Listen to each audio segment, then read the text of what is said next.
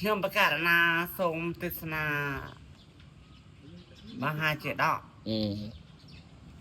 នោះហេតុដែលសັບសັດក្នុងសំដូចវាយើងនេះណាមើលយាយនោះស្ងាត់ហើយមួយដេកពីយប់ដេញយាយ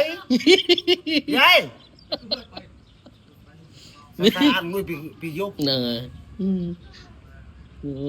សំសាររបស់ណាគុណម្ចាស់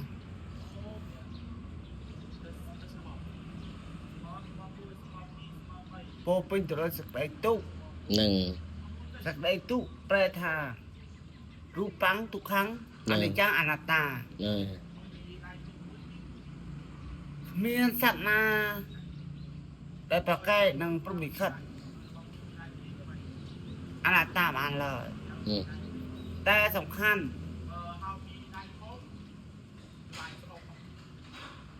សព្វសាត្រូវតែមានខន្តីឲ្យច្រើនខន្តីជាបន់ខន្តីជាទ្រព្យ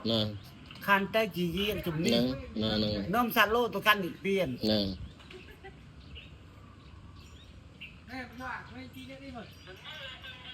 មិនមែនយូរហើយសម័យបើកម៉ូតូ